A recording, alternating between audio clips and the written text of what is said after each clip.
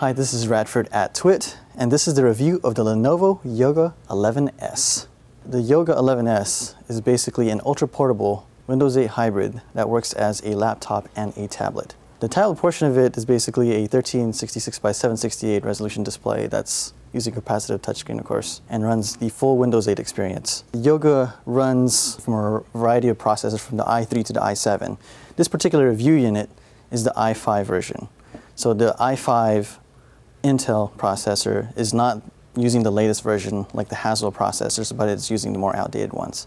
So the Yoga 11S actually has quite a number of things going for it. Mostly its design and its portability. Looking at it, it actually has a very clean looking design. It comes in two colors, silver and orange. This one actually has some really nice slots in it. It has an SD card slot, which can take about a variety of things, and it has your USB port, as well as a nice little power adapter that actually flips, kind of a la Apple.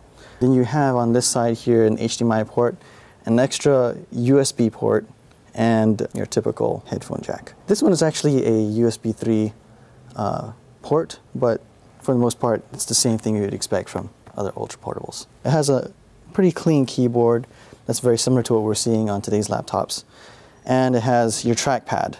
Now, of course, you have touchscreen and the trackpad, so you can actually control what you would typically control with a regular laptop, and you can touch the screen. When you touch the screen, it actually stops your mouse for a moment, but you can still do the controls from your trackpad.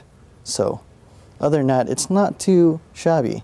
The real magic happens is when you actually flip and convert it into a tablet mode. Now the cool thing about this is that when you're switching to tablet mode, the keyboard is obviously disabled, and if you see the keyboard from the back, it may feel kind of a little bit cumbersome at first because you could feel the keys depressed as you're holding down the tablet. But the cool thing about it is once you kind of get used to it, it actually feels pretty good. Holding it left and right, and the fact that you're touching the mouse pad doesn't really have any consequential issues with the interface, but you can still pretty much do what you'd normally expect to do on a regular tablet. I think one of the things I really wanted to point out is the fact that there's actually some pretty good speed in this laptop, and part of that's due because we're running at a more lower resolution.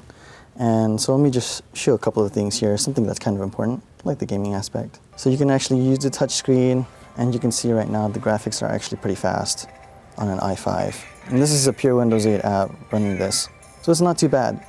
I think the only thing that really bugs me is the fact that the timing of this is just so off. We have new Intel CPUs that are running on the Haswell chipset, and those use much less power. So this one is still using the more outdated versions of the Intel i5 CPU, and it'd probably be best to wait. The other thing too is that Windows 8.1 is around the corner, and so if you want to take advantage of that nice little start button, you're going to have to wait just a little bit more. So for the pros, I give it a beautiful design. It has a nice keyboard, it's easy to convert, and it has a variety of use cases. For instance, you can actually flip the tablet into a standing mode, so it works. So if you're cooking in the kitchen or whatnot, you can actually do that. It's also pretty durable. It's light on the hands, even when it's in tablet mode, so it's not so bad. It has some pretty good speed, and it's running full Windows 8, so that's the other big advantage. It's not running RT from its older cousin. The cons is that it's using an outdated Intel CPU. Windows 8.1 is coming just right around the corner, so it might be pretty good to wait, but this is still a pretty good laptop. The display could probably be a little bit higher resolution, but that's something we'll probably have to wait on for a bit.